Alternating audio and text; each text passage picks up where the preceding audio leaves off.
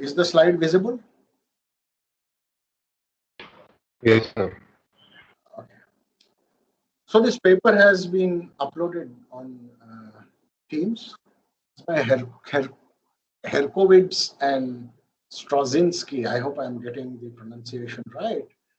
Called Cyclical Ratcheting in Government Spending, Evidence from the OECD. This is an RE stat paper, our Review of Economics and Statistics. Now,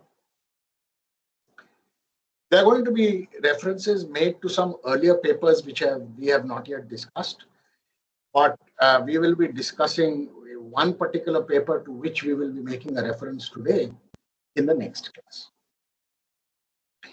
So this is a little bit of up and down, but the reason is that, the paper that we talked about in the last class, that paper has been empirically modeled here. So now you think about it, that paper came in the mid 70s and this is a 2004 paper. Okay. So the essential insights that Buchanan and Wagner provided, for there to be a formal empirical model to actually test the hypotheses that Buchanan and Wagner were putting across in a clear manner, had to wait many, many years. Okay, that was 1975, 76, sometime during that time, and this is 2004. So a very large span of time had to elapse before the ideas of Buchanan and Wagner were empirically tested formally. Now, in the spirit of Buchanan and Wagner, this paper points out right in the beginning that government spending in the OECD on an average has risen from 27.4% of GDP in 74 to 35.9% of GDP in 1998. And as you will see, this is quite a significant rise. Now, OECD, everybody knows what is OECD, right? Right. So these are around 20. Yes. Yeah, these are around 22 odd advanced countries. Anybody knows what exactly OECD stands for? Organization for Economic Cooperation and Development. What comes to my mind, but whatever that is. Okay, so this is a very distinct grouping of advanced countries. Okay, and the data that Herkovitz and Stravinsky show us gives a clear trend in the government spending to GDP ratio from around 27 to 35, 36 actually. Okay. Now, there is a small literature which had commented on this, and they had pointed more towards political and institutional mechanisms. In the paper, the papers that do this are explicitly mentioned, but we are not getting into that part of the literature. Now, the question that this paper asks is asymmetric government expenditure over the business cycle responsible? So that's the question. So this asymmetric behavior over the business cycle is exactly what Buchanan and Wagner are, if you remember, were pointing to. Okay, and they ask the question whether we can test whether there is asymmetry over the business cycle is the first question. And the second question is, does this asymmetry actually lead to an increase in the G2Y ratio? Okay, now, so clearly, following Buchanan and Wagner, while counter-cycle policy is conducted in recessions, high tax revenue in expansion make it difficult for government to resist pressure from interest groups to reduce spending symmetry. This was one of the important things that Buchanan and Wagner had talked about. Okay. So this is the paper that this paper refers to, that is Gavin and Perotti in 1997. were the first to empirically confirm that government consumption is moderately pro-cyclical in expansions, while in contractions they are strongly counter-cyclical. Now, this is the paper that we are going to discuss next in the next class. So we will just make a reference to this, saying that earlier in the literature, there was an indication, very strong indication, in fact, that the Buchanan and Wagner hypothesis was actually true. Okay, but this paper was written to talk about the southern cone countries. That is, this paper is titled Fiscal Policy in Latin America. Okay, so in this paper, fiscal policy in Latin America is compared to the OECD. Okay, which is the next paper we are going to discuss, but the general conclusion in that paper is that this kind of asymmetry that Wagner talked about actually holds. Okay. Now, of course, in the Indian context, we have seen a graph where this G2Y ratio is seen to be rising over a particular period of time. Okay. So the aim of the empirical models that we are going to talk about today is to estimate the degree to which cyclical spending behavior affects the long-run level of government spending to output ratio. So we will have to estimate a model which can pin down a G star or the long-run G2Y ratio and see how asymmetries in government spending over a cycle, whether they contribute towards this G2Y ratio rising. Now, so very simply, let us define small gt to be capital GT by YT, where capital GT is government expenditure and YT is output. Okay, so small gt is the government expenditure to output ratio. Now, so the basic criterion affecting the dynamics of G is the long-run equalization of marginal benefit to marginal cost from policymakers' point of view, which may or may not coincide with those of society. So when we get down to modeling this G by Y ratio or G,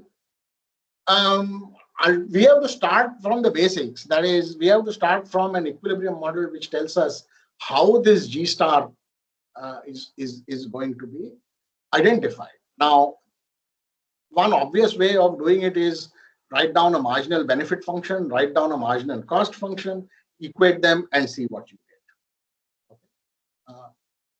Okay. So what will be the long-run marginal benefit? Let the marginal benefit be shown by beta into gamma minus GT, where beta and gamma are positive.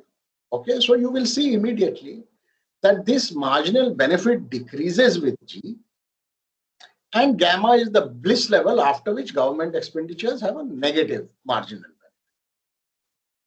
benefit. Okay, so this is a very simple and standard way of articulating a marginal benefit function. Okay, everybody agrees with this? This is very straightforward, right? So if you can call this a marginal utility function, then from this you can get the total utility function as well. That is an exercise I leave to you people. Those who are interested can go from the marginal to the total, but or average. But that's average. It's fine.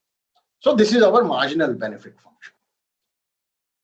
Okay, now the marginal costs are even simpler with C plus W into GT, where of course C and W are greater than 0. Now, this may come from the deadweight loss of taxation. Okay, so all of us know from microeconomics that taxation involves a deadweight loss. Okay, that's the W. Okay, and from a relative price response to government demand. Now, this relative price response, if anybody has bothered to read the Buchanan and Wagner paper, will immediately see that this relative price between private and public goods comes from an understatement of the cost of public goods, right? Because the indirect costs are not seen by the voters. Okay, so this is another very simple way of figuring out the marginal cost. Again, the total and average costs, how what they will look like, can be figured out from here very easily. I'm not getting into that. So then we can say that the basic dynamics can be written as follows.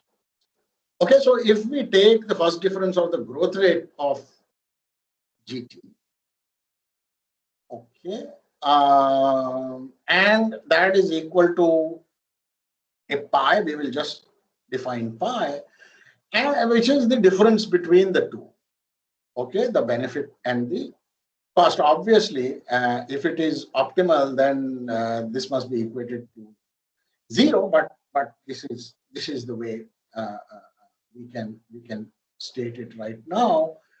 The positive but finite nature of pi captures the adjustment costs of changing G. So recognize that G is a little more difficult to change. Okay, because there is a parliamentary oversight, government cannot just get up one day and say that I am hiking G. Okay, there are various things that a government has to do to be able to increase G, and all of this involves a cost. Okay, and which could be generally called an adjustment cost. Okay, changing G is not like changing a rate of interest or a reserve ratio. Okay, all the cost that is involved over there is for the central bank to release a press statement, and whatever cost that press statement has is rather negligible, or even zero. Okay, so on the monetary side, both interest rates and reserve ratios uh, can be changed costlessly. Government expenditure, on the other hand, cannot be changed costlessly, and we must talk about, or at least be cognizant of and model the costs of changing G. Okay, are you all with me up to now? Are there any questions, or I can go ahead? Sir, I had a question. Okay. So here we are calculating the long run marginal benefit and cost from the government expenditure, right? From G to Y ratio. The That's right. G is benefit the and G cost. to Y ratio. So sir, this if you look at the cost function, there is a C component which is independent of the government That is right. expenditure. So That what is does that capture? it's in principle. If you take your taxes as given, okay, maybe you can think about C as the deadweight loss that arises due to taxation. So but if your G is zero, I mean, wouldn't that imply that your taxes are also zero? But then even then Maybe you'll have not. C. I mean, maybe not. Yeah.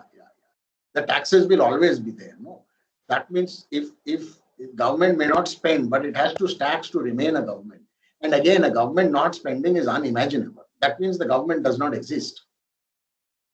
So if you agree that a government exists, there will be a G and there will be a T. No,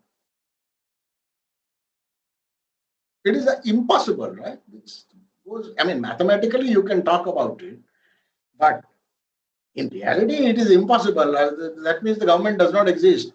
For macroeconomists, the government exists because it spends and it taxes.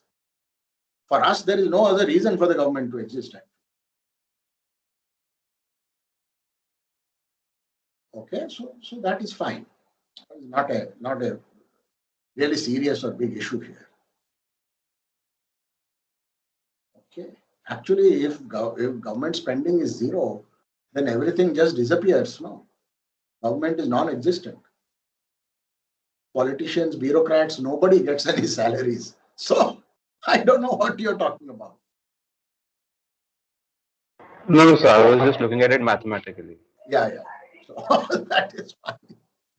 It would be a very fine state of affairs for many people that if there is no government, but that is a impossibility. Okay, all right. So it's okay up to now. Yeah. Okay. So now, as good economists, okay, what happened?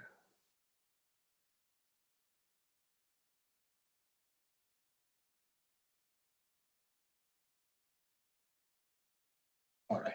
Sorry. Now the cyclical spending behavior is specified as okay, uh, as follows. Okay, where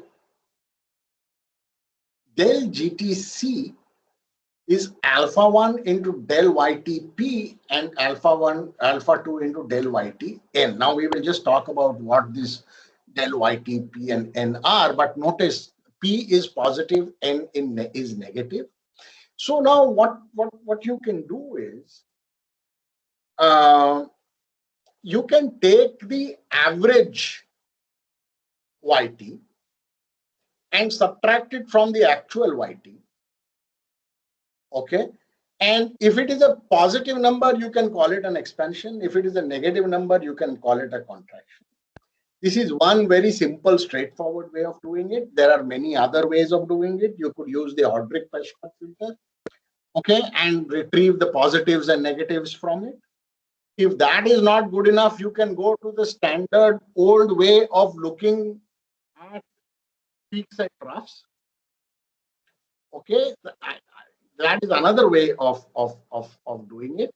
But a very simple way of doing it is just calculate average Y, okay, and take the difference with actual Y. And if it is positive, then it is P, and if it is negative, then it is N. So that series, in one case, you replace all positives by 0 and retain only the negatives. In the other case, you just replace all negatives by 0 and retain the positives.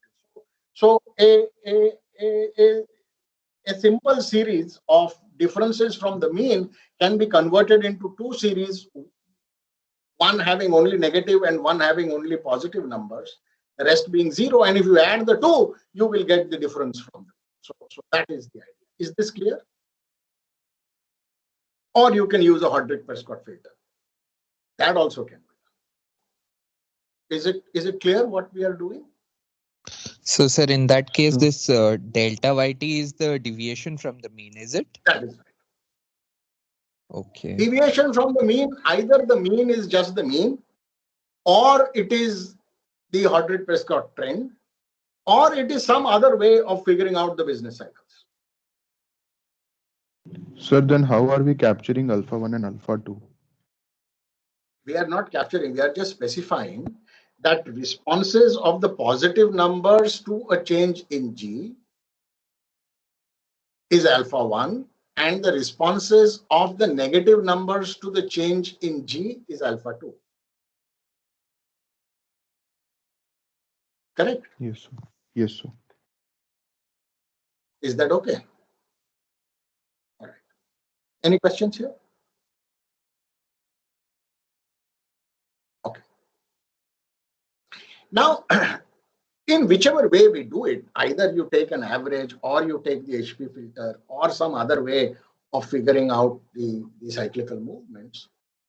Okay. The cyclical pattern may have two alternative forms, TW, not TO. Jesus. I'm sorry. This is ridiculous.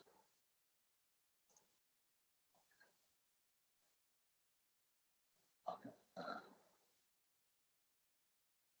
All right. It can have two there can be symmetric behavior, right? So if you have symmetric behavior, then obviously alpha 1 alpha is equal to alpha 2 is equal to G and is equal to alpha, and G reacts in the same way to expansions and contractions. Trivial. Okay. This is our classic Keynesian story. This is how Keynes imagined it to be. Everybody agrees? Yes?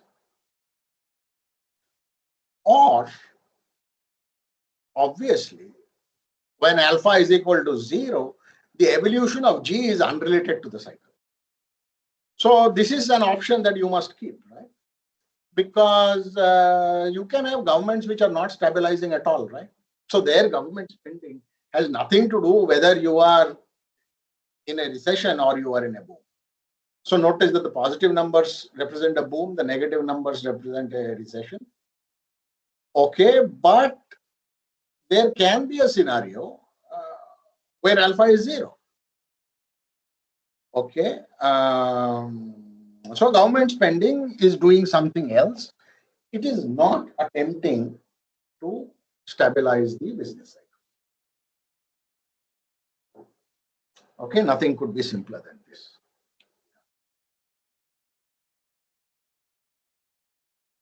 Now, if I equate marginal benefit to marginal cost, a little bit of algebra will tell you that the G star, that is the long run G to Y ratio, is nothing but gamma into beta minus C divided by beta plus W. Now, so an increasing government expenditure to output ratio could be rationalized by an upward shift in beta or gamma or a downward shift in C, which would trigger a process of conversion to a higher G. Okay, okay. Now, if the deep parameters of our tastes and costs change, we must recognize that the G to Y ratio could change. Okay, we are of course going to argue that this is not the case. Okay, our preferences are stable and the costs of government expenditure are also stable and unchanging. But in principle, you must allow for the fact that this could be a possibility. Okay, so this G star can change independently of the business cycle if either gamma, beta, C and W change. Okay, so this is being flagged. Well, of course, the maintained hypothesis is going to be that these are stable, but we must be aware that maybe such a phenomenon could be visualized. You are with me up to now? Yes, no problem. All right. So now cyclical consideration. So let us define del P, del YTP is equal to del YT minus del YA, where the YA is an average. Okay. And this. Okay. So the positive numbers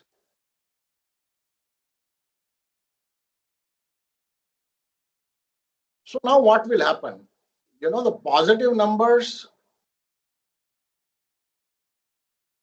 will get a 1 and the negative numbers will get a 0. So you see the point? It is just defining a dummy variable. Okay, so the partition that you had between positive and negative numbers is now just being converted into dummy variables. Okay, okay. Simple, clear? So, sir, here then the magnitude of the deviation doesn't matter in itself. And that is right. Okay. That is how it has been done. Okay, it is just whether you are above the average, that is whether you are in a boom, or you are below the average, that is you are in a recession. This whole thing can be done using the Hodrick-Prescott filter. No problem. Okay, so you're right. Ultimately, we are just going to be using dummy variables. That's correct. Okay, I can go ahead.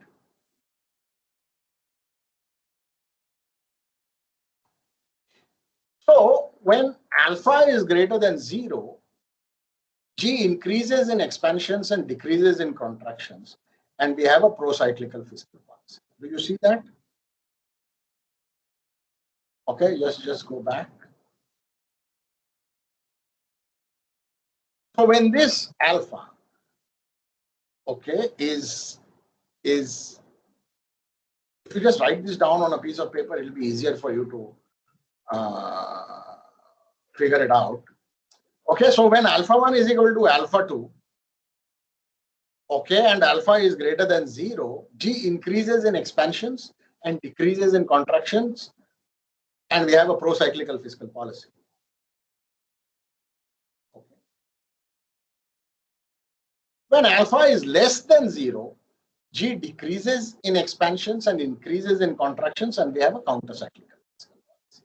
So without getting into the asymmetry, you can just directly try and do this regression and see what alpha you get and come to a conclusion whether this is pro-cyclical or counter.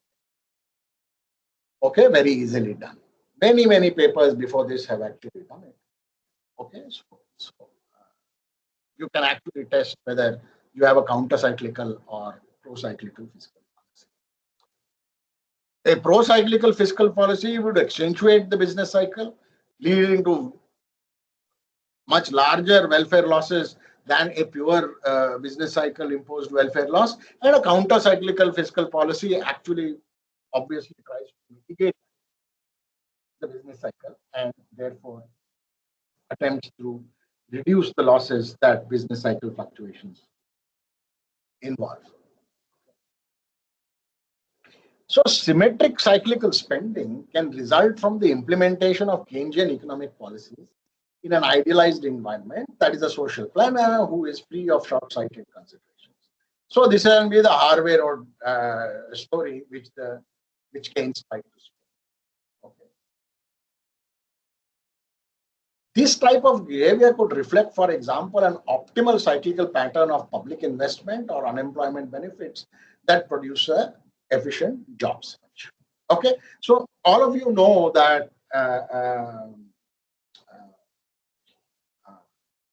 you can motivate counter-cyclical policy from introducing some labor market imperfection like a downwardly rigid money wage, and then point towards job search models. Have you done any of these job search models in your macro course? No, sir. Okay. No, I don't really want to talk about job search models, but theoretically, for you to start getting Keynesian results, you have to introduce a imperfection somewhere.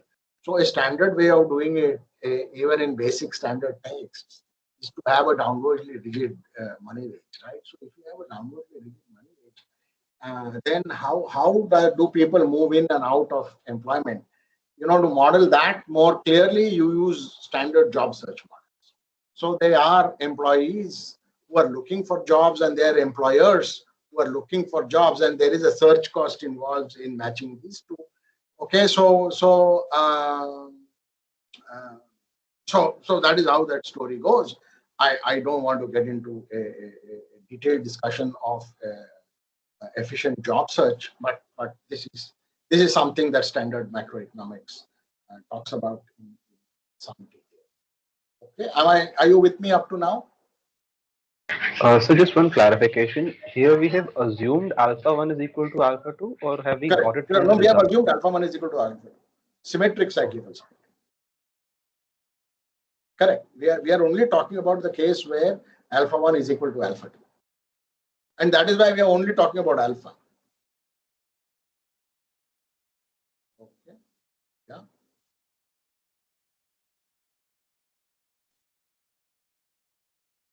Now, let's come to asymmetric behavior. This is a little more involved. So obviously, asymmetric behavior is Buchanan and Wagner. Stress the asymmetry that emerges from attempting to implement Keynesian economic policy in a realistic environment, in which policy is also affected by short-sighted considerations. Increasing spending during recessions is likely to be politically attractive.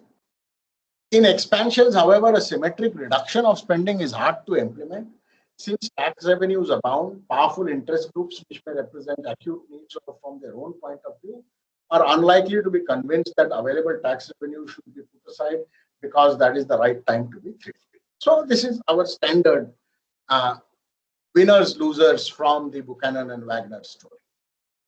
Correct? I hope you remember that clearly. I hope all of you have read Buchanan and Wagner, because I really enjoyed reading that paper, and I really hope all of you by now have read it. If you have not, please do so. Don't read this paper before you read Buchanan and Wagner. There is a continuity between the two papers, so it is always better for you to read Buchanan and Wagner first and then read this one. Both are short papers, so that's not going to be too much of an issue.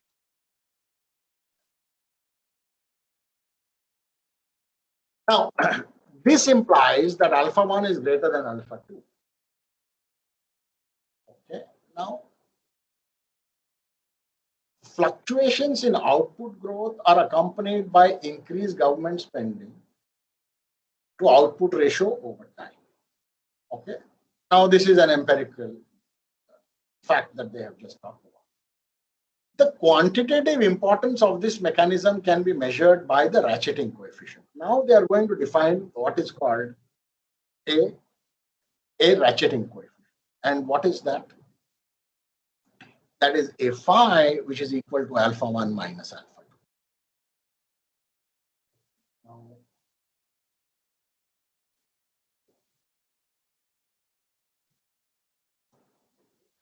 So now, because as you know, if we can estimate alpha 1 and alpha 2, then estimating this phi is completely trivial. Okay. So now the empirical formulation. So the total change in GT is given by a change in the trend, a change in the optimal GT, plus cyclical considerations and an error term. Okay, so here we are saying that it is possible that this actual change in GT could have an element of a change in the optimal GT. Just as an aside, you know, I should have talked about this earlier. See, you can think about computerization as a huge lowering of costs or of government adjustment costs of government expenditure. That is possible, right? So that is something that one can think about. Okay, so be that as it may, you know. So if you do a little bit of algebra, okay, you will be very easily able to derive the following: that alpha, that del GT is nothing but alpha naught plus alpha 1 into del YT, the positives, alpha 2 del YT, the negative. A lambda will come in with GT minus 1 and an error term, okay, where the alpha naught is nothing but pi, beta phi minus C. Lambda is minus of pi beta plus W, and ET is a white noise error. I am not going to do this algebra. You can confirm that this algebra is true. Yeah, it's just standard algebra, taking things to one side, etc., etc., etc. Okay, so that I leave to you to do, and we will have del GT is equal to alpha naught plus alpha 1 into del YT P, alpha 2 del YT N plus lambda gt minus 1 plus an error term, which is a minus. Okay, no problem. Straightforward and simple. I'm only not doing the algebra because it is so trivial that you can do it by yourself. I go ahead. Any problem here?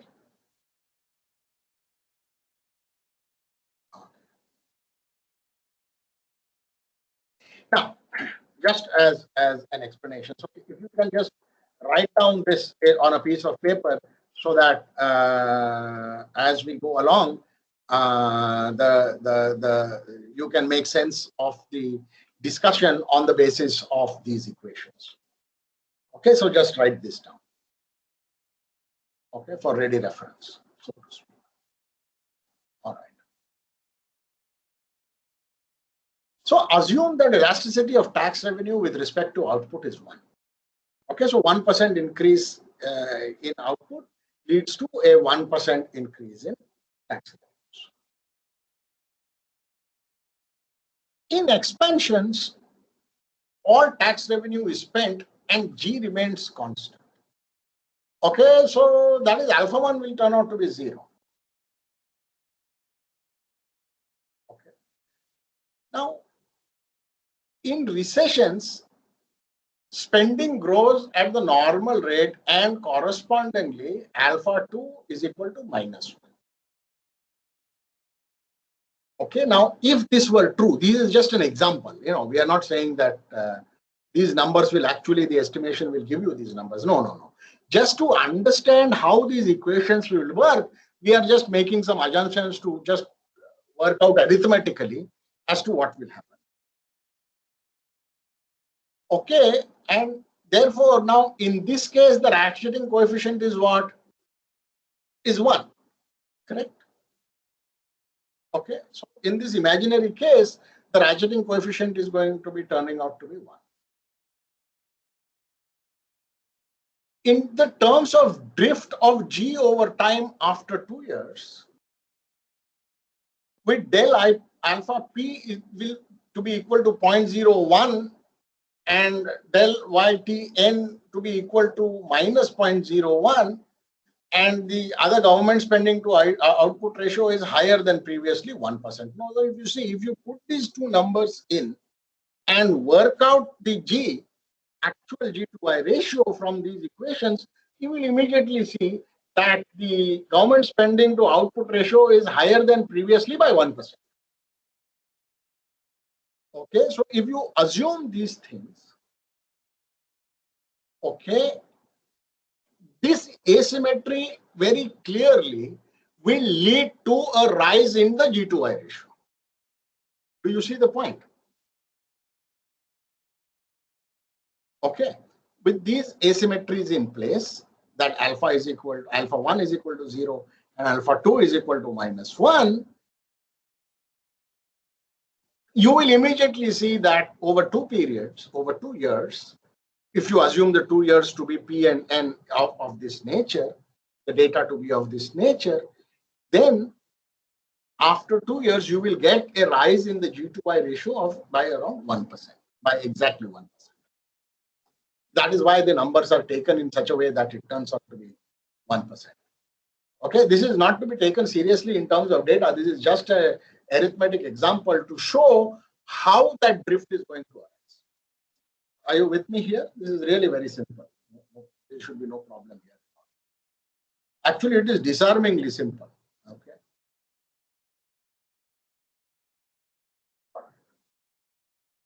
So now the regression coefficients can be used to compute the basic level of G in the long run.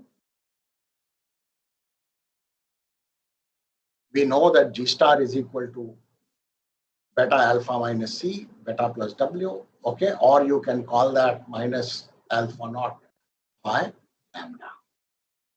This can be estimated.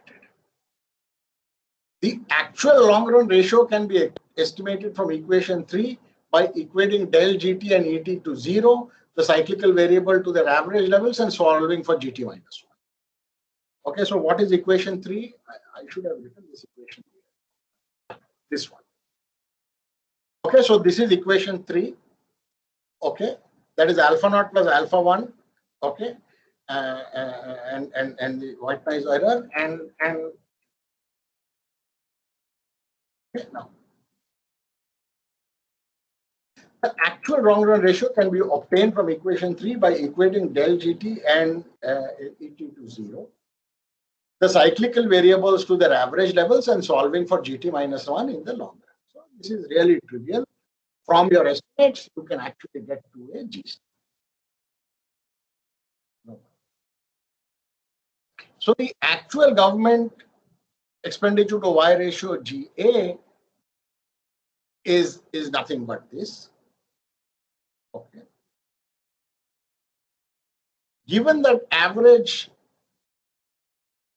del YTP must be equal to average of negative, okay, which must be equal to the standard deviation. You agree with this? This is simple, no? There is an average. You take the difference, okay, and you will see that the average del YTP is actually the standard deviation. You will have to do this calculation a little bit to see that that is true, and obviously they will be equal. Why? Because the average is constructed that way, right? Deviations from average will obviously turn out to be 0. Okay. All right. So then we get the equation GA is equal to G star plus phi sigma divided by minus of lambda. This is a very important equation. Okay, any questions about what we have said up to now? It is just 10th standard algebra, and so that should be no problem. Any questions before we go? Sir, can you please explain the last 2 lines again, if possible? So if I add the positive numbers and divide it by the number of positive numbers, and I add the negative numbers and divide it by the number of negative numbers, these two things have to be the same, correct? By construction, by the definition of an average. Yes, sir. And you will see that that is also the standard deviation. I am not going to do this algebra for you. You have to do it yourself. Okay. Just convince yourself that this is true. It is true. Okay. Yeah. ठीक है? Okay, sir. No, this is really simple. Okay. You will be able to do that. So then this equation 5 is very, very important for us. Because the actual G to Y ratio is equal to G star, which is the optimal G to Y ratio, and a term which may turn out to be positive, which will give you the drift. So what are we saying? That the actual G to Y ratio will not be equal to the preferred G to Y ratio, to the optimal G to Y ratio. Are you getting the point? And this is going to arise because of the asymmetry, because alpha 1 is not equal to alpha 2. Because if alpha 1 were equal to alpha 2, there is no problem. This will go to 0. So it will be GA is equal to G star, no problem. So if you are successful in running a symmetric counter-cyclical fiscal policy, okay, then you will not get a drift in G.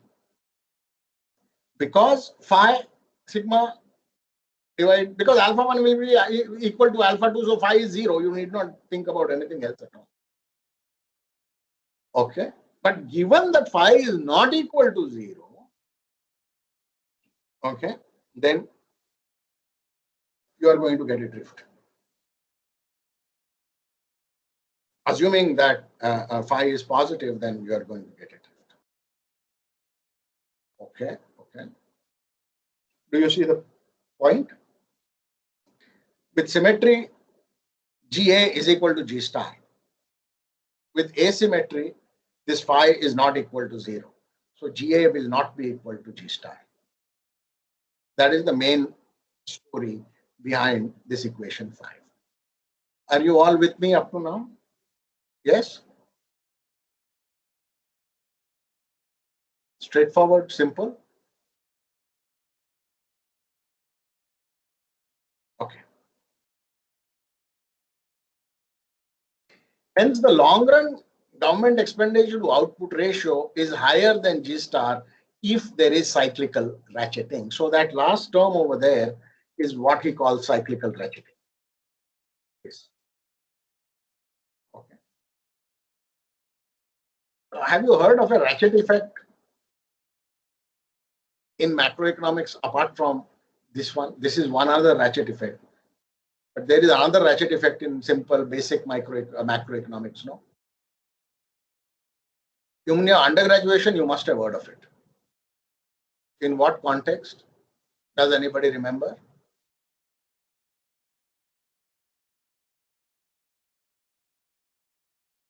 Nobody remembers?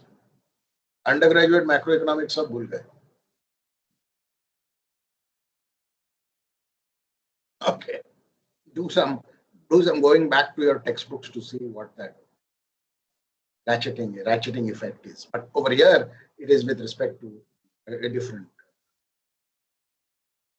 So besides phi, the magnitude of the additional term depends positively on the amplitude of the cycle sigma and negatively on the mod of lambda, okay, which is equal to pi beta plus, which determines the speed of convergence to the long.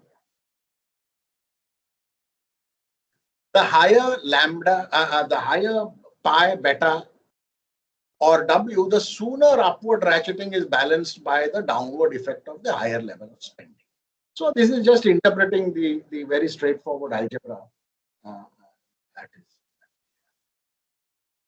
So the likelihood of a lag between the timing of economic activities being taxed and actual tax collection makes it desirable to include lagged cyclical variables. So when we are actually going to an estimatable equation and tax revenues are collected with a lag, so empirically speaking, they say that we must have lag variables. So ultimately, the equation that they come up with is as follows. Del GT is equal to alpha naught plus alpha 11 del YT plus alpha 12 del YT P plus alpha 21 del YT N and alpha 22 del YT N. So there is a one period lag with a lambda GT minus 1 and an error. Okay, so they are getting these two additional lag terms of the positive and the negative del YT just to take into account the features of a tax system, which are going to give you tax revenues later. The ratcheting coefficient now will become a little more complicated. Okay, phi will be this now. Okay, and okay, so there could be an alternative interpretation to the ratcheting effect, which we had actually touched upon earlier. Okay, one could think of a welfare function where due to unemployment, there is an increase in the marginal benefit of government spending at a growing rate. So think about this. So if there is unemployment, okay,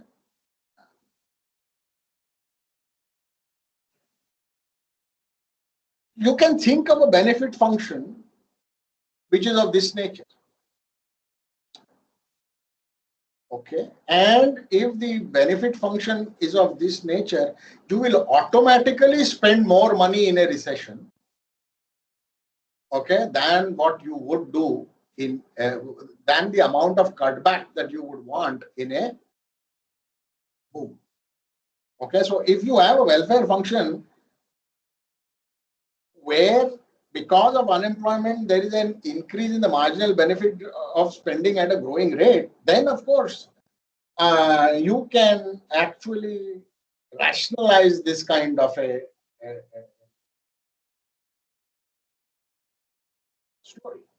So in this case, the amplitude of the cycle would raise the average level of optimal spending as in 5. So where is equation 5? This one. Okay. Okay. So GA is equal to G star plus phi sigma divided by minus of lambda. Okay. So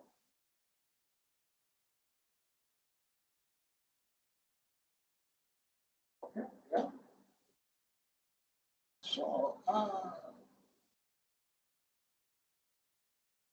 however, if they are tax smoothing considerations, the permanent nature of ratcheting implies that it should not be accompanied by deficits. Okay.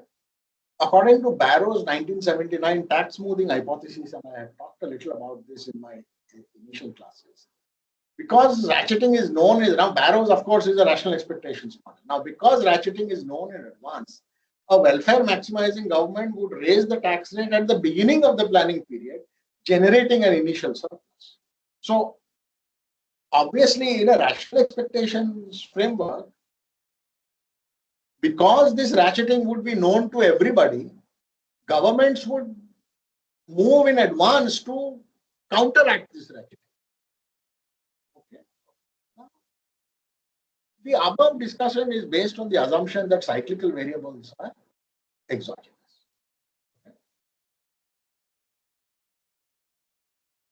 Blanchard and Perotti have this paper. Have you done Blanchard and Perotti? This is a very famous paper in Macro 2.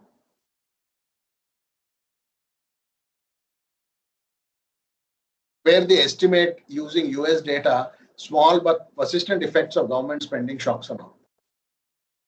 Have you seen this paper in Macro 2? No? Many of the textbooks also refer to the Blanchard-Perotti result. Are you aware of this? You're not aware? Sir, we're not able to recollect. Okay. वो macro 2 का तुम्हारा text क्या था यार? I forget. Blanchard का ही text था ना? Yes, sir. Blanchard and Fisher. Correct. So I am sure in Blanchard and Fisher, the Blanchard-Perotti paper is referred to. Oh, Judge, you can just check. But this is now, with this type of reverse causality, remember, if you were saying that there are persistent shocks, then there is reverse causality, no? If you look at the equation that we are going to estimate, and you are making an argument that government spending has persistent effects on output, then there is a reverse causality, no? With this type of reverse causality, there should be a positive correlation between the cyclical variables and the error term. So in the empirical model that you are going to estimate, there could be a huge problem that could arise. Do you see the econometric problem that could arise? Just look at the equation that is going to be estimated and see that if there is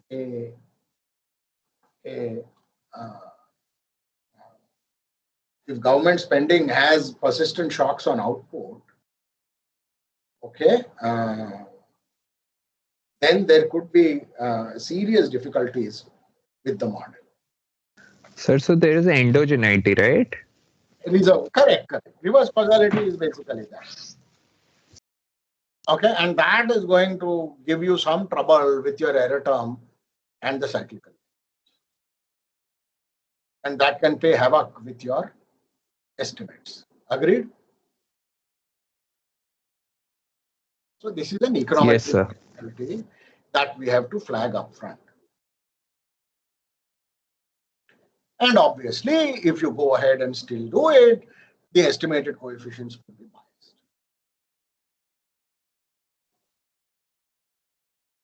Now, given all this, the important question in this context is whether phi would be biased.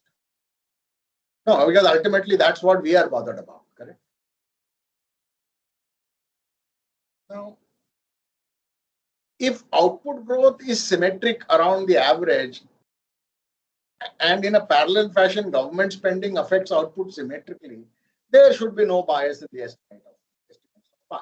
This is proved in some appendix of it. So this we can take up front. Okay. And if these two forces do not cancel each other out, an unknown bias may exist. Okay, so they are flagging this up front. You can read the paper, to see how they deal with this econometric difficulty that is obviously thrown out. Okay.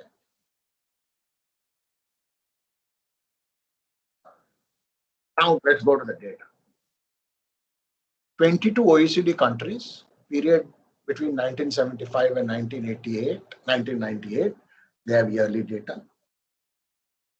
Okay, and they analyze total government expenditure, consumption, transfers and subsidies, and capital. So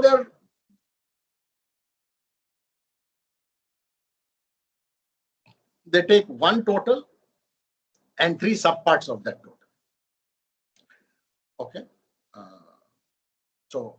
Government consumption, transfers and subsidies, and capital expenditure. Okay, now if you just want to look at how their data looks, is the paper visible to you? Yes, sir. Yes, sir. It is. So now these are the 22 OECD countries. So government expenditure as percentage of GDP in 1975. Okay, and at the end of the sample period. Okay, and they are showing you the increment. Okay, and you can see that there are far more positive numbers. Somebody like Sweden has 11. Okay, somebody like Italy has 9. In the United States and United Kingdom, it is negative. Okay. Denmark has a 7. Spain has a 15. Okay. France 9. So, Turkey, look at Turkey, 13. Okay. So there are far fewer negative numbers than positive numbers. This is just looking at raw data, right? So this is data in 1975 and data in 1998. They are just two data points, and they're just taking an difference to show you what is happening. Actually, they should have shown the graph, but that is what they have not done. But this is the way the data looks. So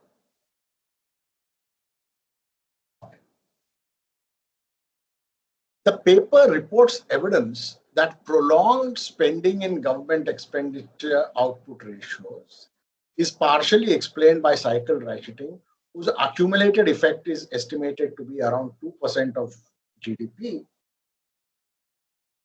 across these countries. So this is panel data, right? So you are coming to a conclusion on the panel as a whole. You have done panel data econometrics in econometrics too, no? Yes, sir. So you will immediately see there are 22 countries. You stack them all. Okay, so you will have country effects. You can test whether there are fixed effects or random effects or whatever. and go ahead and estimate the coefficients and interpret those coefficients. So they do that and say that across the entire advanced world, because of cyclical ratcheting, you can see an upward drift of around 2% over the period. Now, remember, even 1% of GDP is a very, very large number, right? So you are off from your G star in the positive range to around 2%. That's a huge number. So you're unnecessarily having larger governments, which you should not have. Okay.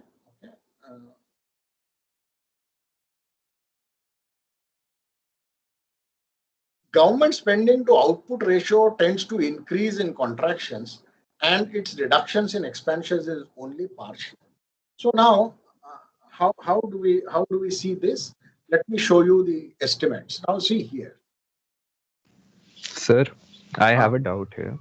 Ah. So, sir, many of these OECD countries that we are looking at, many of them are European nations and they are welfare states, okay, where they have a belief that now that they were prosperous during this period, they wanted to spend more on their welfare programs and everything, right? So maybe the political consensus around what should be the G2Y ratio changed, and that itself could have this effect.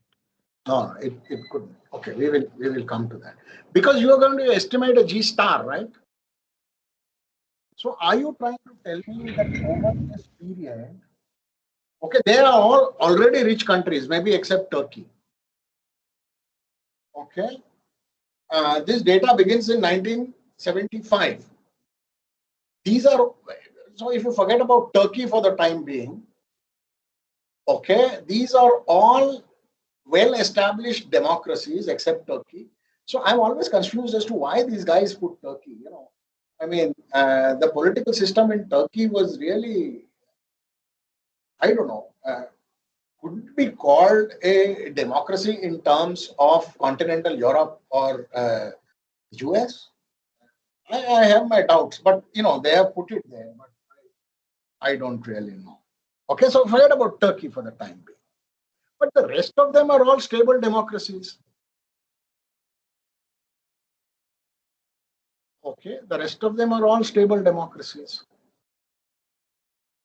So why would their cost function or benefit function undergo enormous changes? That's a very difficult proposition to convince people. In underdeveloped countries, maybe such an argument can be made, but these are all mature democracies in 1975. Can you think of a country which had huge political difficulties? No, none of them. Okay, Turkey, of course, is a different ballgame. I mean, I don't know what to say about that. Actually, they talk about this problem in the paper. I leave you to read it. Okay, but okay. So now look at the coefficients and the ratcheting effect.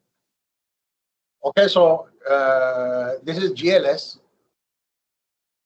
right? Weighted using cross-section variances. That is how you will estimate a GLS, right? Are you with me? And an OLS. Yes, sir. Right. So look at alpha 1, alpha 1, 2, alpha 2, 1, alpha 2, 2. These are your, so you can just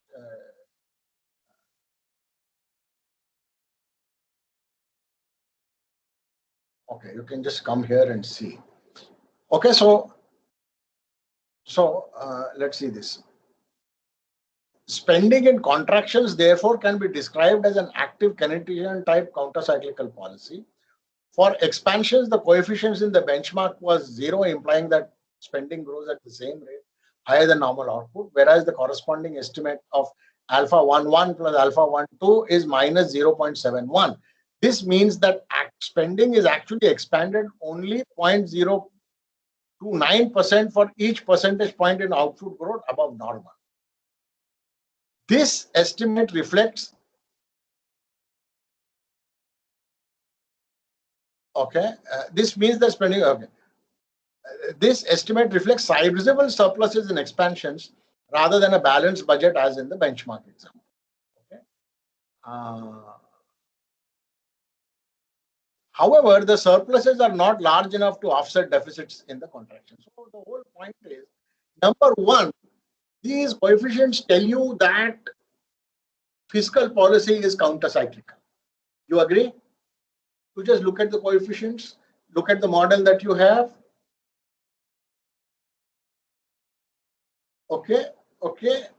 Unambiguous counter-cyclical fiscal policy in these countries. Okay, this is of course coming out of a panel data. Huh? So if you do by country regression, what happens? We don't know. They say something about this in their footnotes, but I leave that for you to read. So this is the panel regression story, right? Okay, so we are not talking about country by country regressions. Okay, actually, even in country by country regressions, majority turn out to be counter-cyclical, all of them. But I'm not sure of that. Okay, that's fine. So the first conclusion is that the coefficients clearly tell you that in all these countries, counter-cyclical fiscal policy is demonstrated by the data. Do you agree with that? Right? Obvious, right? Or no?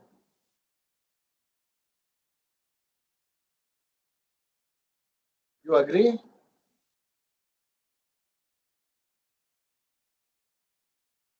Okay. Agree or not? Yes, sir. Okay. Good.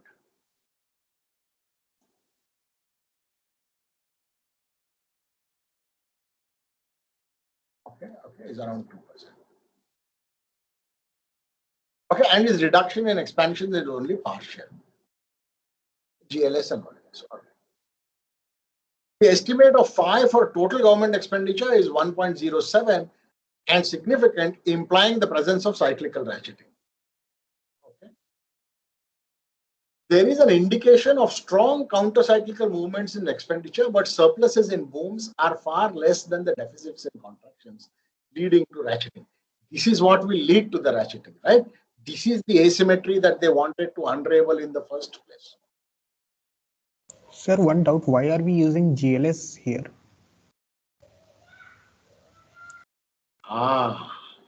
Okay. Because the only problem we had was with the specification where there was reverse causality. There was no problem with covariance matrix here. As far as you haven't told any. No, wait a minute. There was no problem with the covariance matrix.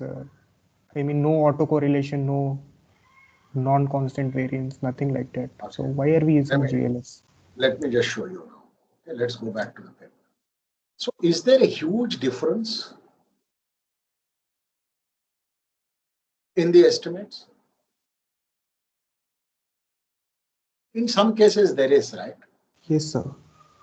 Right. So do you have information on that covariance matrix?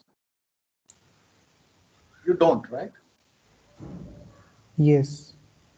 So maybe then yes. when you do a GLS and compare it to an OLS, what would the message be in econometric terms? Even how if they much confidence do you have of your OLS estimates, right? Yes, because yes, the true. OLS is under a particular assumption of the omega matrix, right? Yes. Right.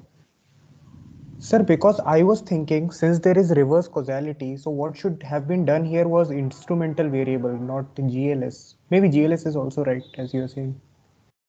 Maybe not, maybe. See, they are taking care of reverse causality by arguing what is our story? If there is reserve causality, we are afraid of the bias, right? Yes. And if they can show that that bias is very small, then they don't have to bother so much about reverse causality. Correct. Yes, sir. Makes sense. Good. So think about it in, what is the story I want to tell? Is that story going to be completely overwhelmed by the presence of reverse causality and make it nonsense? This is an RE stat paper, okay, review of economics and statistics. So this is an extremely strong journal, right? Sometimes I argue that this is the best journal for empirically minded people. Okay. Okay. So they are really very careful. They say, yeah, we recognize this reverse causality story, but we are trying to convince you that the biases that it is going to lead to are small. In fact, if you, I will show you as we go. Okay, so forget that reverse causality story for the time being. We will come back. But the fact that they are presenting you these two coefficients, one using OLS, the other using something else, is to convince you about certain things, right? That even when I incorporate into my estimates information from the omega matrix, my OLS results are not overturned. You see the point? Yes, sir. That is the important thing. They don't want to go to town with precise numbers, right? The general story has to go through. It should not be reversed or it should not be negated when you use the information in the omega matrix and re-estimate it. All right. Yes, sir. Get it.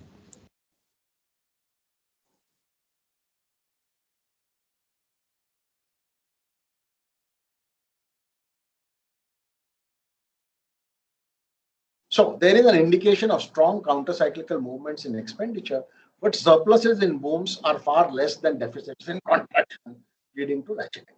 Okay. Phi is much higher for sub-aggregates like government consumption and transfers and subsidies, but no evidence of cyclical ratcheting in capital. So in the disaggregates, they find far higher cyclical ratcheting. Government consumption, transfers, and subsidies. This is only logical, no? All right, because there will be resistance to once I increase subsidies. It is not easy for politicians to reduce them as much as they need to in a boom, right? Everybody loves freebies. Okay.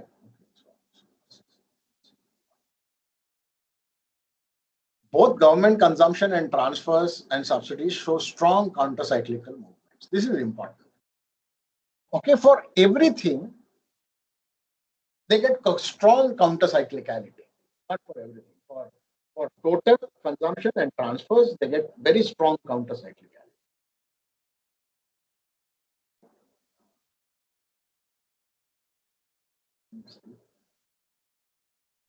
Now, I just want to show you one more thing. Now,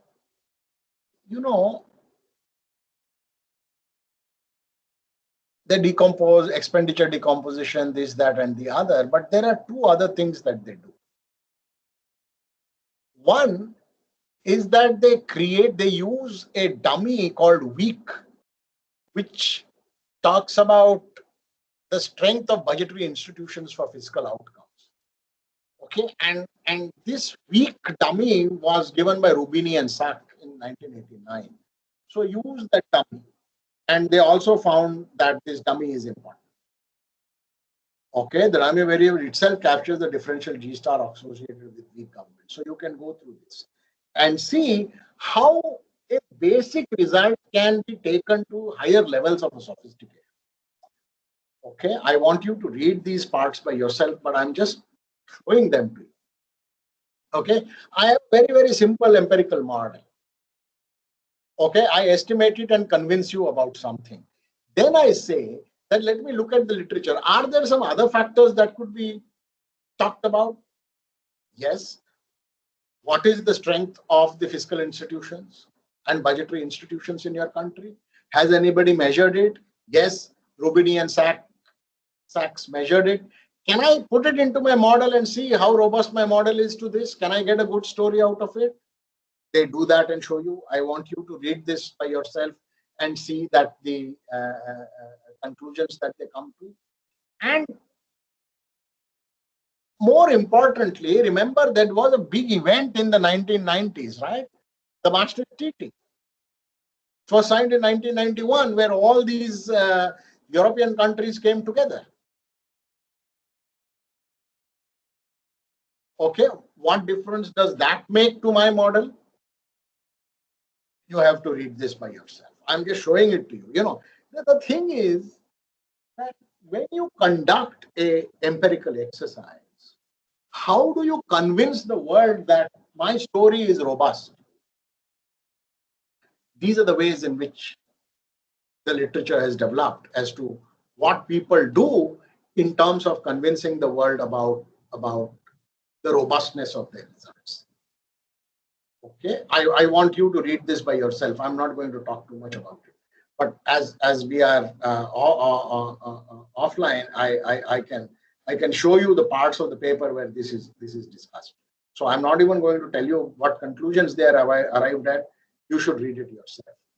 Now, right at the end, they have a whole section on econometric considerations. Okay, and you can go through this to see how they are convincing you that the bias and all that is small, etc., etc., etc. Okay, then they also give you country-specific cyclical coefficients, like I said.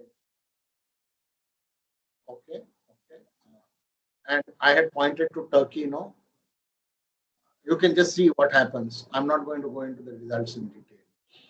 Okay, so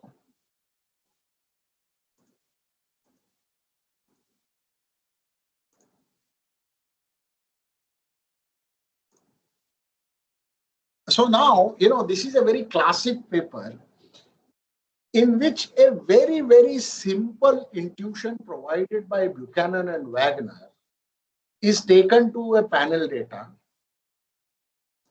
estimated, and they try to convince the reader that our empirical framework is such that we can take care of almost any objection that you can have. Okay. Okay. But of course, we are going to actually argue in some later papers that there are some fundamental errors that everybody has made. Okay.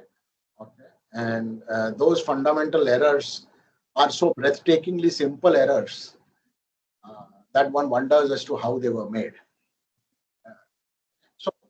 So let me leave you with that even though this is a wonderful empirical exercise, blah, blah, blah, actually, I had also done some of these exercises with Indian data. Okay, but that's okay. All right. So okay, let's stop for the day. Any questions? Sir, has similar exercise been done for developing countries to show that their policies are pro-cyclical? We are only in the 5th lecture of the course, Baba. Obviously, that is where we are going. The next paper is about Latin American countries. Okay, thank you, sir. Okay, so thank you. See you on Thursday now. Thank you, sir. Thank you. Thank you, sir. Thank you, sir. Thank you, sir.